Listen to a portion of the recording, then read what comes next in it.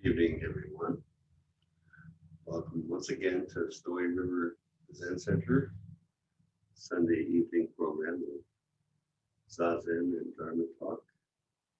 Hope all are well and are enjoying the weather and enjoying the what appears to be good news about our pandemic. That things are looking a bit better. Most places, not all places, but most places, things seem encouraging as far as the rate of cases goes, and with the vaccine, uh, it's encouraging. And I confess to entertaining a little bit of hope that we will see the day where once again we can gather together non-virtually here in the Sendo. Once we figure out what the appropriate protocol should be, but not yet. Maybe sometime in the not so distant future. I have that hope anyway. Uh, so this evening, uh, I have given the talk a title. I've given the talk. I'm not sure if I can do it all in one number talk. This might be part one of the talk. We'll see. The title is Zen Activity Covering Heaven and Earth. Once again, Zen activity covering heaven and earth. And it's a somewhat ambitious topic. Zen activity. What the heck do we mean by covering heaven and earth? Hopefully, Nate, do we have anybody live right now? Oh, okay. But I was going to ask that people give an indication if they can't hear me. But I guess we can't do that. But in the feedback, if you listen to a Dharma talk and if you find that it's not loud enough, I think we're doing okay and I can speak in a normal voice. But if there is problem hearing, please let us know so we can address that. Until then, I will kind of talk in a normal volume. So anyway, Zen activity covering heaven and earth. What is the activity of a Zen student? What does that term mean? And how could it be distinguished from other kinds of activity? Begin to approach this by first looking at the Japanese word for a monk. The Japanese word for a monk is unsui. Unsui translates as clouds and water. Monks are clouds and water people. And so that's the image of a Zen monk. They're like clouds, they're like water. They flow without obstruction. They flow freely, like clouds and water. Obviously, Zen monks are known for trying to cultivate non-attachment. We never quite completely are free of attachment, but we work with it. And we work with it because we recognize that our true freedom is to flow without attachment, to manifest without obstruction, like the rest of the universe.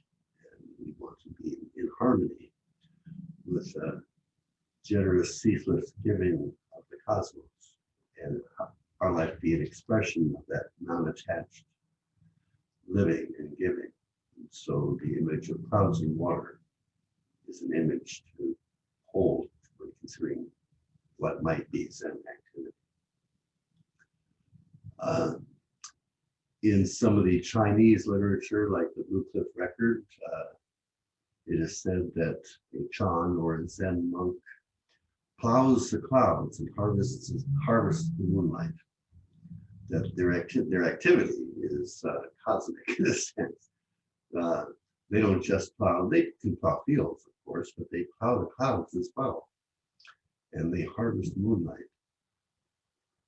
And in one section of the Blue Cliff Record, they describe the realization of a Chan student is now he strides calmly through the blue sky.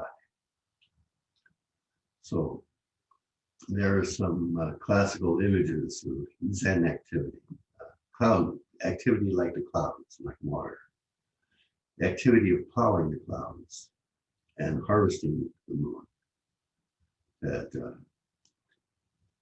And plowing the clouds is the same thing as plowing the fields. You know, while plowing the fields, we are also plowing the clouds.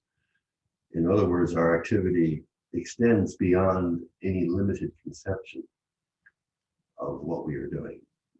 Our activity of plowing the field, washing the dishes, is not just that, and it's just that. It's covering heaven and earth by just doing the dishes, covering heaven and earth by just washing the toilet. So those are some ancient images of the activity of a Zen student, a practitioner of the way. A more contemporary one from Thich Nhat Hanh is I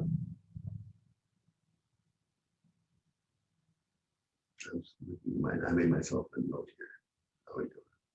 Oh, before I give you the Thich Nhat Hanh quote, I'm sorry, I'm just struggling with the sequence of things that I want to do tonight.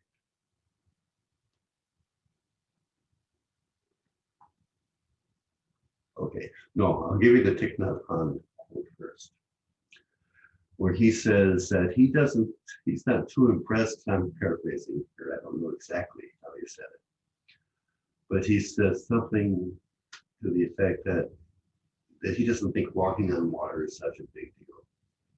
That the true miracle is to walk on the earth.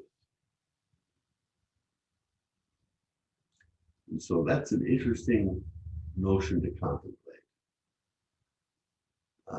That walking on water is not so miraculous. What's miraculous is walking on the earth. Now, what is he getting at there? Because one could argue that we're walking on the earth all the time. So what's so miraculous about that? You know, we leave our house, we walk to our car, you know, every day we're walking on the earth. So what's he talking about? Well, are we really walking on the earth while we're walking on the earth? See, there's the rub, if you will. Are we really with our activity? Are we walking on the earth, or are we walking inside of our various ideas and thoughts and feelings and projects and desires? And our being is not really fully on the earth. And what is it like to actually walk the earth free of self, free of attachment to our melodramas? That's what he's getting at. And he said that that's quite miraculous. That there's, you know, that if we can actually walk on the earth, fully engaging body and mind, walk on the earth, that we can see how much of a blessing it is just to live. And that's part of the key to Zen activity, is to fully appreciate each moment of our life, and to live and engage with things from that place. So this phrase, covering heaven and earth, comes from a tale in the Blue Cliff Record. Blue Cliff Record is a old Chinese collection of Zen stories. And this is a tale that's embedded in the commentary of the 22nd case, which is entitled Shui Feng's Turtle-Nosed Snake. But that's not so important, because I'm going to tell a tale that's, you know, pertains to this covering heaven and earth phrase. So Shui Feng traveled with Yin To in Qinshan. They were buddy monk companions that would travel from monastery to monastery, visiting various teachers. In all, Shui Feng went to Mount Totsu 3 times, and climbed Mount Tung 9 times. So these are monasteries, not just mountains. You know, monasteries were named after the mountain that they were on or near. So he visited the Zen practice at Mount Totsu 3 times, and he climbed Mount Tung 9 times. Later he called on Deshan. Deshan is a very well-known Chan master, Zen master, Chinese Zen master. And only then did he smash the lacquer bucket. Smashing the lacquer bucket is a image or metaphor for breaking through the notion of a constructed self, that you no longer believe that that's inherently real, that that's just a mirage that appears, and it's not substantial. And so one day he went along with Yin Tu to visit Qin Shan, another Zen teacher. They got as far as an inn on Tortoise Mountain in Hunan, where they were snowed in. So these traveling pilgrim monks were snowed in. They had to stop for a while. Day after day, Yen To just slept, while Shui Feng constantly sat in meditation. So here's this image. One monk is, they're snowed in, so I'm just going to snooze through it. But Shui Feng was earnestly practicing hard, making a lot of effort, constantly in meditation. So Yen To yelled at him and said, "Get some sleep. Every day you're on the meditation seat, exactly like a clay image. Another time, another day, you'll fool the sons and daughters of other people's families."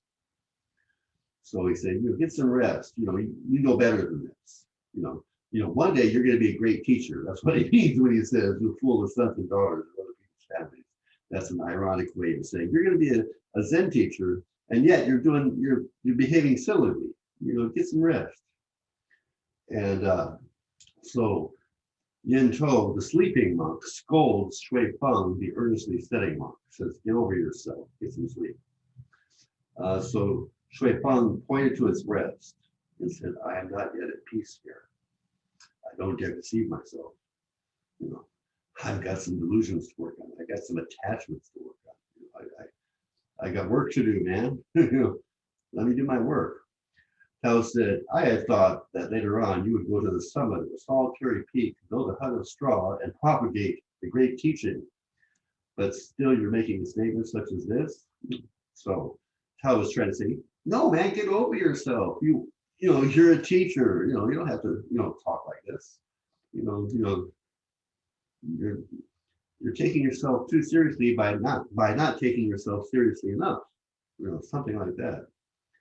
Tao was trying to encourage him, but Shui Feng says, "No, I am really not yet at peace. I'm serious. I got this work to do." And Tao said, "Okay, if you're really like this, bring forth your views one by one. Where they're correct, I'll approve them for you, and where they're wrong, I'll prune them away for you. So, tell me what you understand about life practice, and I'll help you clarify where you might be off the track." Then Shui Feng related, "When I saw Yan Guan up at the hall bringing up the meaning of form and emptiness, I gained an entry." Yan To said, "Henceforth for 30 years, avoid mentioning this. Don't talk about form and emptiness. Don't talk about emptiness, man. You should know better than that. You don't talk, even if you've had some sort of experience, don't talk about it." Again, Feng said, "When I saw Dongshan's verse on crossing the river, I had an insight." Zhou said, "This way you won't be able to save yourself. Still, you go on about these experiences you've had. And that's not, not only won't you be able to help anybody else, as long as you're clinging to these experiences, you're stuck yourself." And then since later when I got to Deshan, I asked, "Do I have a part in the affair of the vehicle of the most secret sect, ancient sect, or not?" Shan struck me a blow with his staff and said, "What are you saying?" At that time, it was like the bottom of the bucket dropping out for me. At that time, I dropped body and mind. Thereupon Yin Tao shouted and said, haven't you heard it said that what comes in through the gate is not the family jewels? So that image is important. Haven't you heard it said that what comes in through the gate is not the family jewels?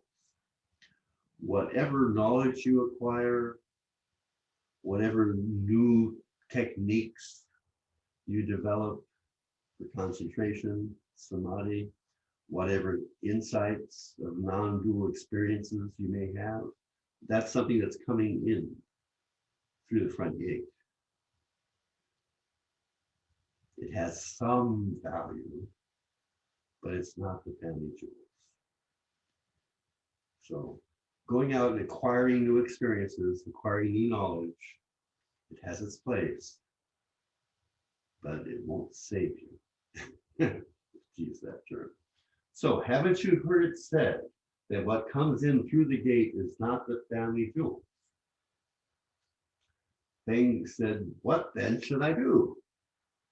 Tao said, in the future, if you want to propagate the great teaching, let each point flow out from your own breast to come out and cover heaven and earth for me. At these words, Shui Feng was greatly enlightened. Then he bowed, crying out again and again, today on Tortoise Mountain, I finally achieved the way. Today on Tortoise Mountain, I finally achieved the way. Then it goes on to say that after this, usually Shui Feng would go up into the hall and teach the assembly by saying, in every respect, cover heaven and earth. He talked no more of mystery or marvel, nor did he speak of mind or nature. He appeared strikingly alone, like a fiery gray mass. So that's the tale where Shui Feng finally attained liberation by the phrase, in every respect, let each point flow out from your own breast and cover heaven and earth for me. So what do you manifest? Not what you take in. Knowledge, taking in a meditative experience, that's something you're taking in. How do you live your life? How do you manifest your vital energy? How do you act in this world? You know, that's Zen activity. Zen activity is activity which manifests. So it's hard to find the right words. Manifests heaven and earth, you know, as we've already said. In my notes, I said something. I'm always afraid to look back at what I wrote and find out that it's still in it. Zen activity, this is my commentary that I wrote on this tale here. Zen activity is to find yourself right now in this limitless cosmos. Zen activity is to find yourself right now in this limitless cosmos. The limitlessness of this universe is mirrored by the limitlessness of your own actual being. Your actual being and this limitless universe are actually the same thing. This is the meaning of your life. This is interesting. So, activity which covers heaven and earth is activity which comes from the fact that we are here on this earth right now, or the miracle of walking the actual earth and not walking inside of our own self-referential thoughts, feelings, emotions, aspirations, projects, plans, regrets, resentments. But to step out of that and to be on the actual earth walking, that's Zen activity. So that's the first part to consider. The second part to consider is that Zen activity, the activity of a Zen student, has a yin-yang quality to it. Now, we're all probably familiar with yin and yang. The symbol, the Chinese symbol of a circle with a wavy line through it that creates two juxtaposed teardrop kind of shapes. One's black, one's white. Within the white, there's a black dot.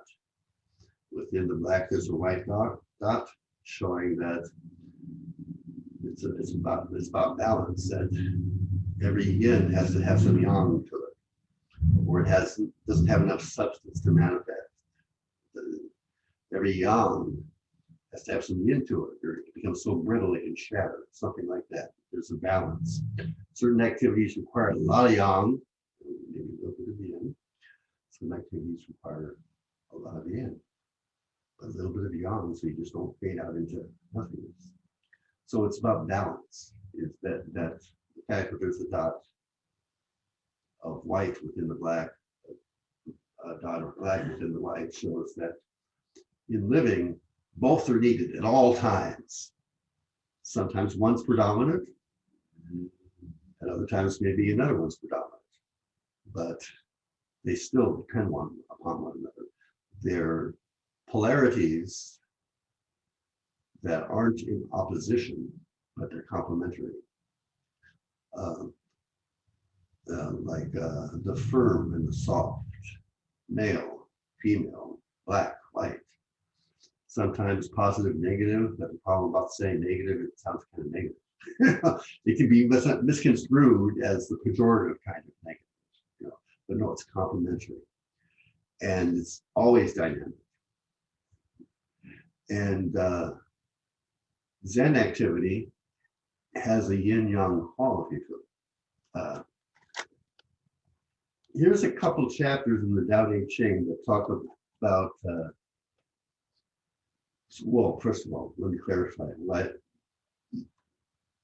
The yin-yang quality of what we're calling tonight Zen activity is best expressed by the Chinese term Wei Wu Wei, Wei Wu Wei.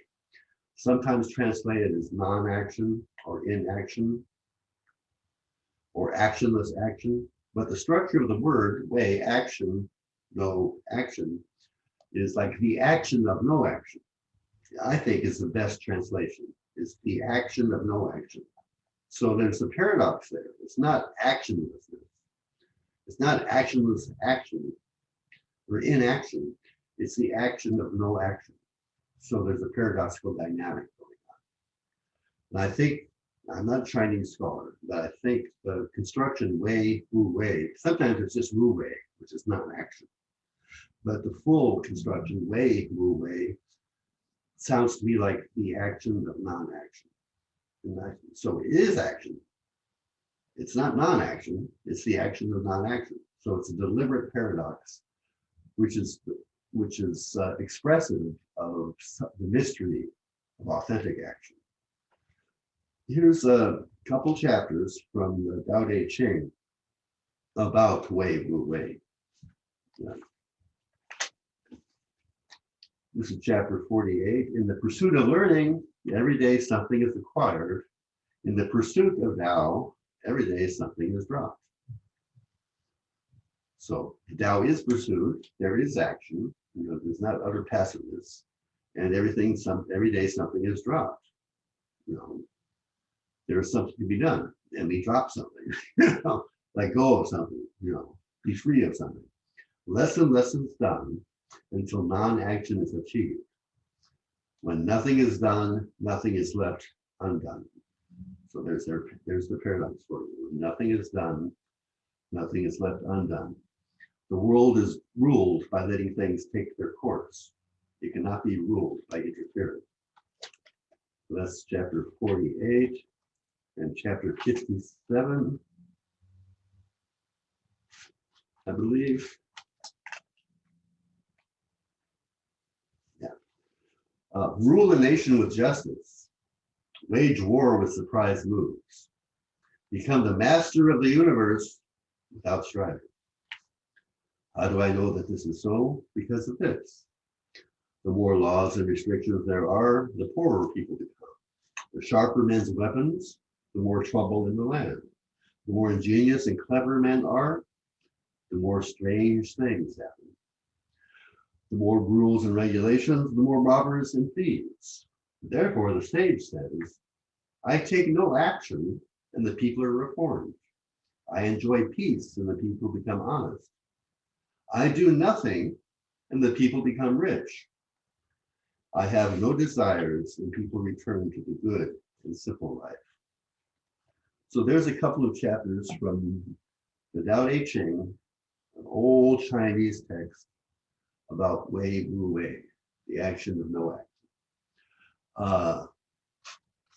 Martin Buber, a German Jewish philosopher, was influenced by Taoism, especially as a young man. And he wrote about Chuang Tzu. He wrote a little book about Chuang Tzu. This is not from that. This is from, excuse me, let me adjust my posture. This is from his famous book, I and Thou. So let's hear what he has to say about, he references Wei Wu Wei to explain his understanding of this dynamic relationship. He uses the term the you with a capital Y. The you could be human, it could be nature, it could be divine. It has to do with spirit or authentic being. It's hard to define, but I just wanted to make some attempt to define what he means by you, the you, because he uses it here. He says, the you confronts me, but I enter into a direct relationship with it. So spirit confronts me. It just comes to me, you know, I don't make it happen, but I respond to it, I relate to it. So that's what he said, you know, spirit is not something that we generate. You know, it's in another place, he says, spirit does not dwell in man, but circulates between I and you. It's not like the blood within us, but like the air in which we breathe. So he's restating that dialogical relationship. That was his big thing, that philosophy of dialogue, the interbeing. He didn't use the term interbeing, Thich Nhat Hanh did, but he used some intersubjective is the term he used, something very similar. So anyway, get on with the passage. The you confronts me, but I enter into a direct relationship with it. Thus, the relationship is at once being chosen and choosing, passive and active. For an action of the whole being does away with all partial actions, and thus also with all sensations of actions, which depend entirely upon the limited nature of actions. And hence it comes to resemble passivity. So he references Wei Wu Wei elsewhere more explicitly, but I think you can see here that it's implicit also that he says an action of the whole being does away with all partial actions, and thus also with all sensations of actions, which depend entirely upon the limited nature of limited exertions. And hence it comes to resemble passivity. Oh, and so going on to the second paragraph of this quote. This is the activity of the human being who has become whole. Whole, you know, no longer divided up into thoughts and feelings and emotions and construed, you know, there's nothing wrong with thoughts and feelings and emotions, but when we construct a self out of those things, we're not whole anymore, we're split between this mirage-like self and our true being, which we get hints about, but we feel estranged from and exiled from. And it only visits us in strange, awe-inspiring moments. But this is an activity of a human being who has become whole. It has been called not doing. See, there's a direct reference to Wei Wu Wei. It has been called not doing. For nothing particular, nothing partial is at work in him. And thus, nothing of him intrudes into the world. That's an interesting notion. Nothing of him intrudes into the world. There's activity, there's engagement, But there's not, this need for self-assertion has fallen away. And since this need for hey, look at me over here, separate from the universe, since that need for self-definition and self-exertion has dropped away, and the human being has become whole, they've become one with the ever ongoing manifestation of reality, the cosmos. Nothing of him intrudes into the world. It is the whole human being, clothed in its wholeness, at rest in its wholeness, that is active here. So that's Martin Buber's explication of Wei Wu Wei. It is the activity of the human being who's come home to themselves, right here, right now, in this limitless universe.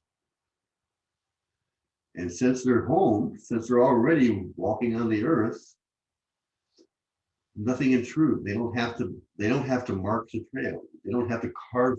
Since they're living under the vast blue sky, they don't have to carve their initials in the sky. Being nothing special is the key to inheriting the blue sky. Trying to be something special, trying to be a separate self, exiles us from being able to fully live under the blue sky.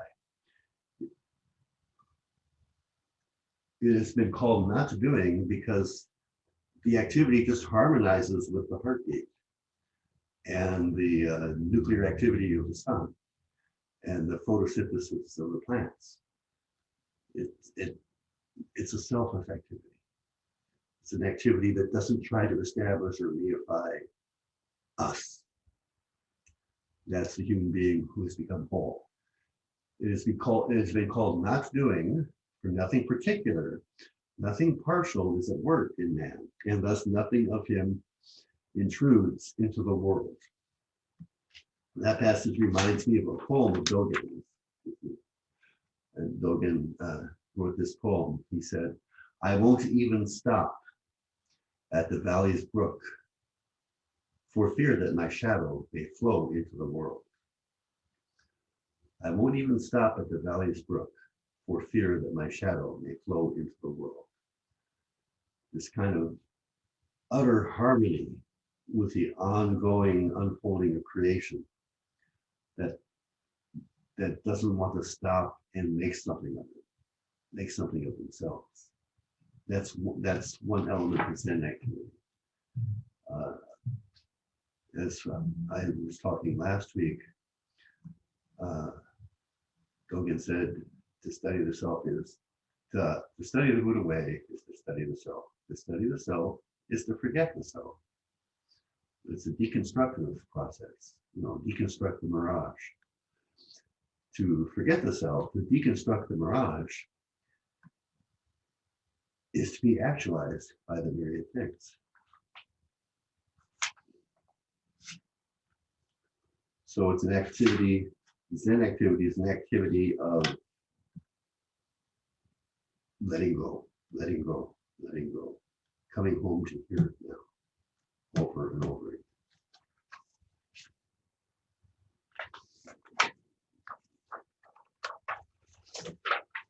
So, how do we actually more specifically make effort that corresponds to this conception or this understanding of the Zen activity?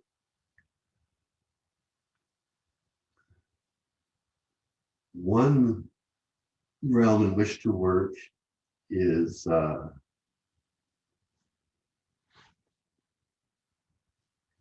kind of like, when you need to refresh the browser, you hit the refresh button, something like that. In other words, it's working with habit. When habit intrudes upon the ways of our living, we become partial, we become obscure, our energy doesn't flow as readily as it might otherwise.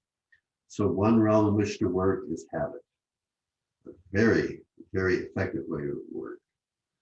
And here is a quote from a commentary to the Avatamsaka Sutra written by Li Tongchuan. I don't know his dates. Avatamsaka is very old, probably 9th, 10th century Sanskrit, Indian, originally an Indian document that's best known in a Chinese translation and influential in China, big time. But this is a quote from his commentary to the Avatamsaka, where he says, since the thought of enlightenment is not learned or cultivated, the thought of enlightenment is always clearly self-evident as long as we carry out enlightening practices to quell habit energy. It is as when clouds disappear in the sky. The sky is itself cleared, so there's no further search for a clear sky. So, in practice of the way, in the pursuit of learning, every day something is acquired. In the pursuit of the Tao, every day something is dropped. The dropping of habit energy brings forth something very dynamic. The miracle of walking on the earth, the miracle of being here now in this limitless cosmos, really being here now, is obscured like clouds by habit energy. And when habit energy is quelled, quieted, stilled, it's like when the clouds disperse in the clear sky. No further effort is needed to make a blue sky. Once the clouds have dispersed, the blue sky manifests spontaneously, effortlessly. So there is some effort going on, the effort to drop the habit energy. But the point of dropping the habit energy is to allow the spontaneity of our actual life in its limitless inconceivability to manifest before us in our living. So I think it'd be good to, take up the study of habit energy. I was thinking that, this morning as I was contemplating how to talk about this, I thought about how my phone has a meter on it that will tell me how much time I spent on making a phone call, email, web, browsing the internet. It'll show me, graph how much time I spent, doing these various activities on the phone. And I thought it would be good to have a habit meter. If we could actually track, for each 24-hour period, how much time did we spend in discursive thinking, in just the monkey mind spinning? And how much time did we spend maybe in recitation of mantra or sutra to ourselves? How much time do we spend fully engaged constructive problem solving? Or let's see, I broke this tool, I can fix it, or I can replace it. It's really realistic, thinking that is actually goal-oriented and what's the word I'm looking for here? Deliberate, determined. You're actually putting your being into thinking versus habit thinking, where it's just spinning. And then pure awareness, where you're in the absolute calmness of your mind, and you've forgotten the self, and you're experiencing the myriad things, affirming your Buddha nature.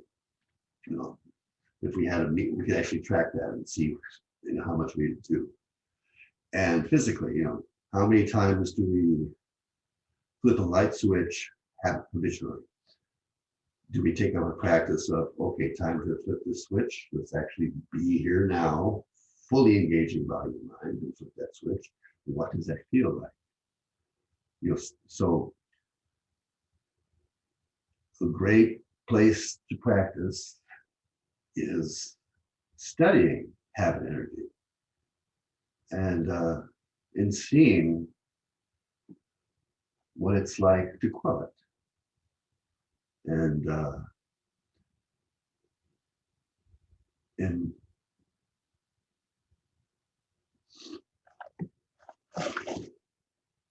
let the study take its own path. You're not saying habit energy is bad and I must extinguish every, not a jot and tittle. That's the phrase that Jesus used. I must extinguish all habit energy and I must castigate myself for being a bad Zen student if I do things traditionally. No, you just study habit and study the quelling of habit and studying what that feels like and studying where it is perhaps beneficial to allow habit some place to do its thing.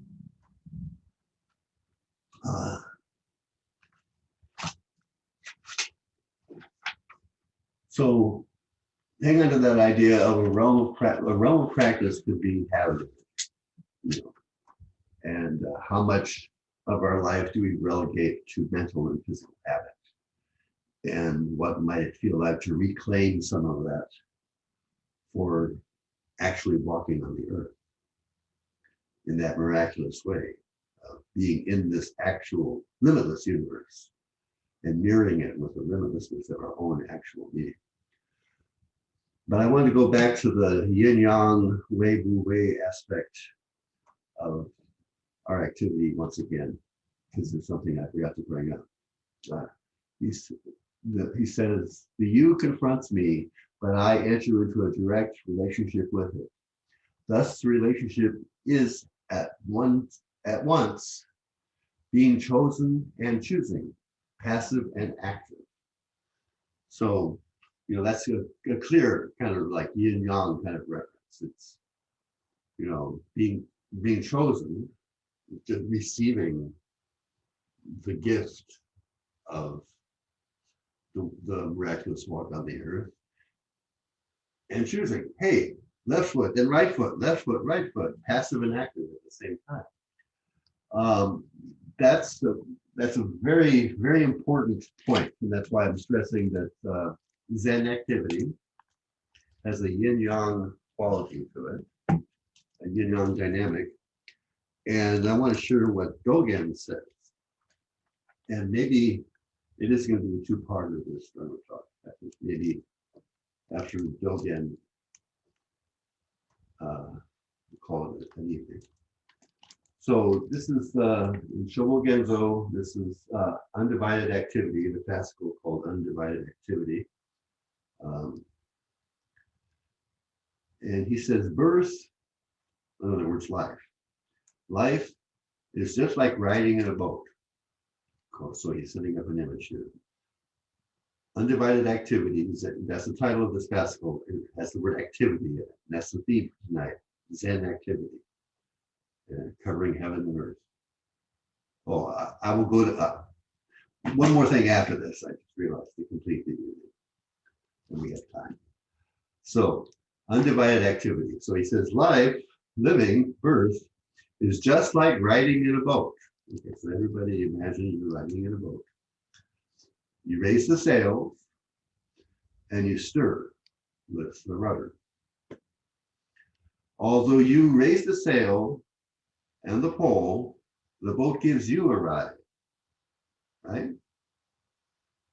The boat's taking you on a ride. You raise the sail and you're working the rudder, and the boat gives you a ride. And without the boat, you couldn't ride. You'd be standing in the water, pulling on an imaginary rope and moving an imaginary rudder, getting nowhere except going downstream with the current, maybe.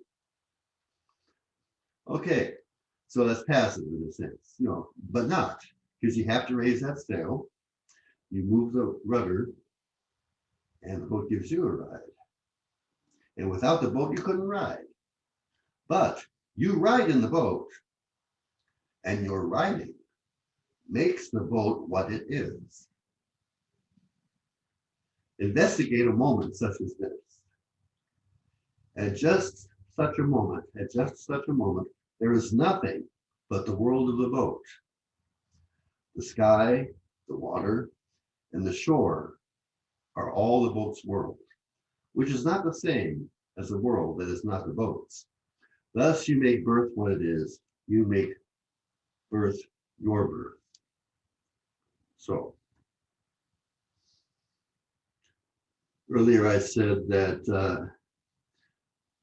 Zen activity is to be in this limitless cosmos, and the limitlessness of your being mirrors the limitlessness of the cosmos.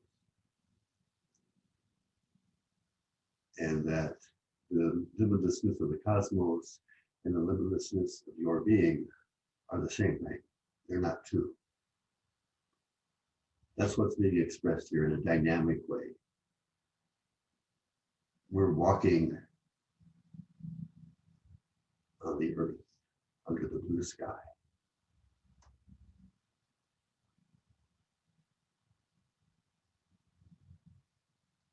And our walking, in a sense, brings forth the earth and the sky. When we're actually walking on the earth, actually walking on the earth in Thich Nhat Hanh's miraculous way is not the same as not walking in that way. Walking inside of our thoughts and dreams and aspirations and regrets.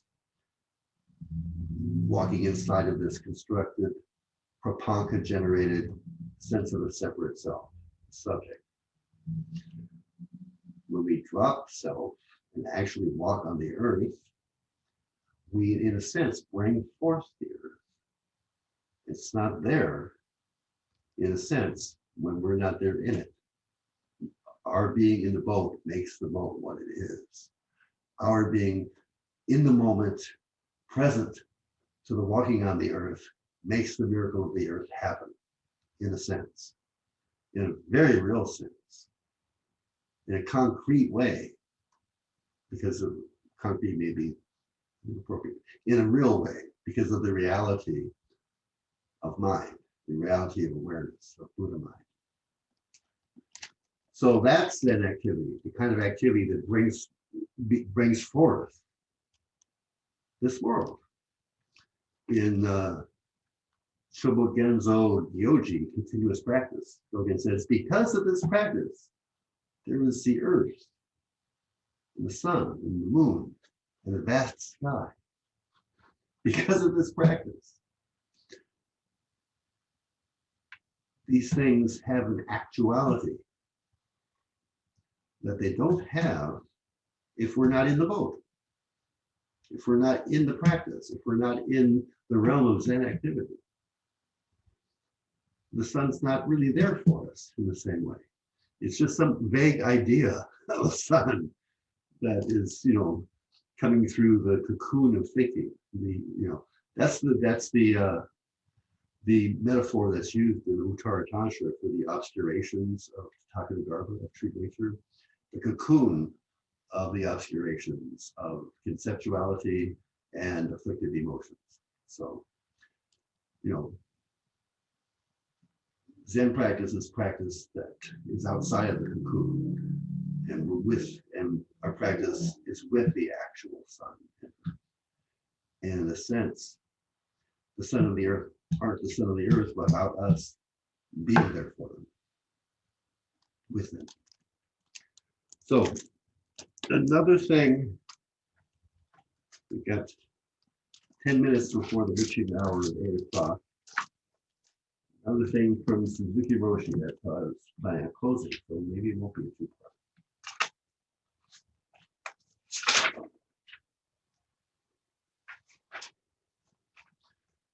So he says, strictly, and once again, the Wei Wu Wei notion of Zen activity, the action of no action. Strictly speaking, any effort we make is not good for our practice because it creates waves in our mind. It is impossible, however, to attain absolute calmness of our mind without any effort. So he's setting up a conundrum here. He said, strictly speaking, any effort we make is going to generate some, waves in our mind. I'm doing this. I got to do this. I got to concentrate. I got to be present. He says, strictly speaking, that's setting up the division. Heaven and earth are separate. With any kind of effort, we separate, the whole thing falls apart to some extent. It is impossible, however, to attain absolute calmness of our mind without any effort. And this notion of absolute calmness of our mind, that's an intriguing notion. What is absolute calmness of mind? When the self-other dualism drops away. And there's just this coming forth, moment by moment by moment. So is it possible, however, to attain that without any effort? Because you've got this monkey mind, this habits running the show. So it's not possible to live the strictly speaking freedom without some kind of effort. We must make some effort, but we must forget ourselves in the effort we make. In this realm, there is no subjectivity or objectivity.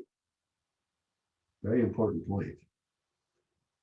We must make some effort, but we must forget ourselves in the effort we make. So that's one characteristic. We've talked about this before. The way to keep your mind on your breathing is to forget all about yourself and just sit and feel your breathing.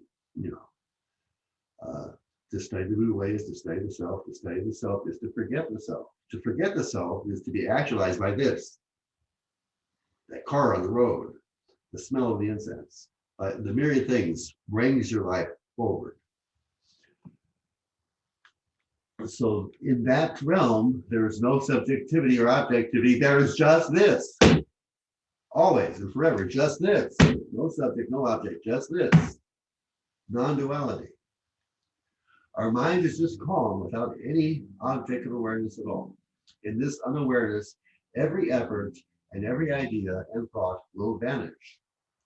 It is necessary for us to encourage ourselves and to make an effort up to the last moment when all effort disappears. You should keep your mind on your breathing until you are not aware of your breathing.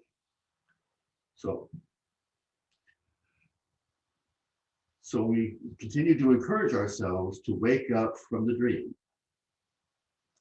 We continue to encourage ourselves to let go of monkey mind, the habit of just spinning, and be here. And we keep encouraging ourselves to make an effort up to the last moment when all effort disappears. One image for it, it's like a Saturn V rocket fighting gravity. It takes tremendous effort to get free of gravity's pull. But once free of gravity's pull, the rocket continues on effortlessly. No more thrust needed to maintain velocity. So samsara has this pull, this delusion of being a small, separate little self in this vast, frightening cosmos. We've become habituated to it. We've become habituated to the self-other modality of awareness to the extent that we assume that that's the only true and legitimate truth about being conscious, of being aware. And so the habit is thick, and it takes a tremendous amount of effort to extricate oneself from the very routinized habit. But over time, by repetitive effort to drop the habit, it gets easier and easier until the new habit of no habit is formed. It is kind of effortless. It's kind of like, I've used the analogy of, say, you've got grooves in your brain. Neurologically speaking, there's some truth to this, metaphorically. That habit form, do things a certain way, it forms a groove. And once that groove is there, You could fall into it and do the same thing without awareness because you just fall into the groove takes you. And that's habit. If you see that and you say, I want to not do that anymore, you got to bushwhack. You got to pull yourself out of the grooves and go a different direction of no habit. And there's no groove there yet. But eventually you continue making that effort and a groove will form. Now this is the groove of staying present, of staying awake. And it becomes easier to appreciate that quality of living that comes from dropping preoccupations, the quality of the miraculous quality of walking on the earth with a clear, calm, present mind. And if we're not habituated, this word habit can have a multivalent quality to it. In a sense, we can become habituated to not being bound by habit energy. We can grow to appreciate what it feels like to live with fresh eyes. So one last thing from Suzuki Roshi to call it for tonight. Zen activity, covering heaven and earth. This comes from the section called No Trace.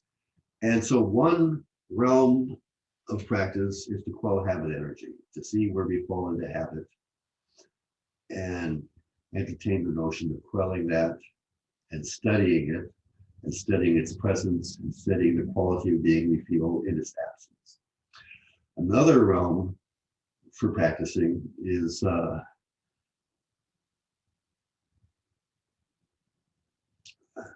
Dogen's phrase is total exertion.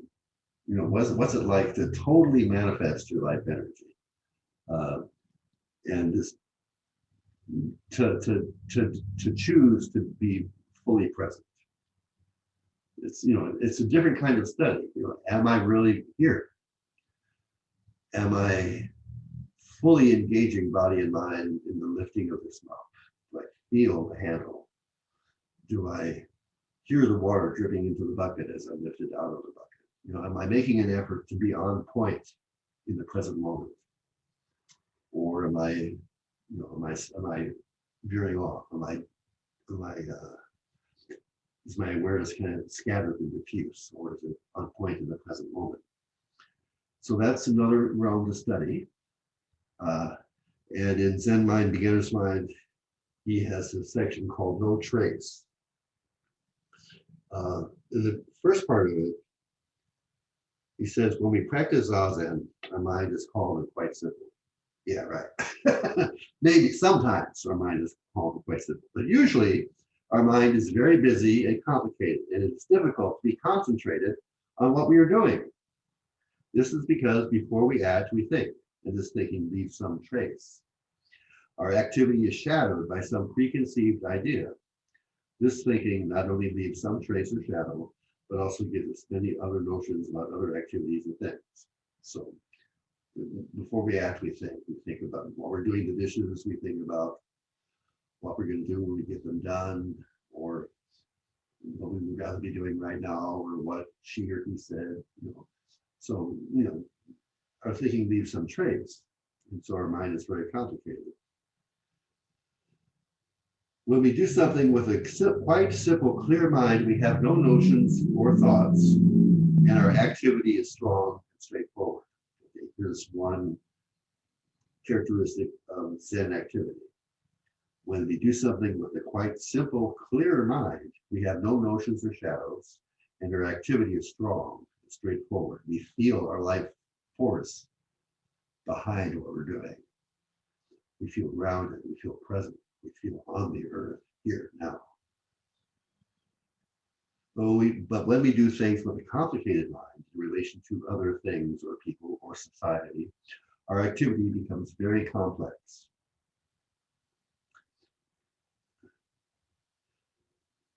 Okay. In order not to leave any traces when you do something, you should do it with your whole body and mind. You should be concentrated on what you do. You should Do it completely, like a good bonfire. You should burn yourself completely. Burn yourself up in your activity. Another way to forget the self is to forget about yourself and just do the vision, just feel the breath. You burn up your life energy in the doing of what you were doing. You're totally consumed. You're not holding anything back in reserve to like think about something else while you're doing it. But you burn up your energy in the moment of your activity, which paradoxically enlivens you. It doesn't drain you. This partiality is what drains you. But burning yourself up completely is a very restorative, rejuvenative way of being. If you do not burn yourself completely, a trace of yourself will be left in what you do. You will have something remaining which is not completely burned out. Zen activity is activity which is completely burned out, with nothing remaining but ashes. This is the goal of our practice. This is what Dogen meant when he said ashes do not come back to firewood. Ash is completely ash. Ash should be completely ash. The firewood should be completely firewood. When this kind of activity takes place, one activity covers everything. So here, I'm sure that he's referencing that story. Let each point flow out from your own breast, cover heaven and earth for me. So when you give yourself over completely to walking on the earth, it covers heaven and earth, it covers everything. The actual earth comes before you.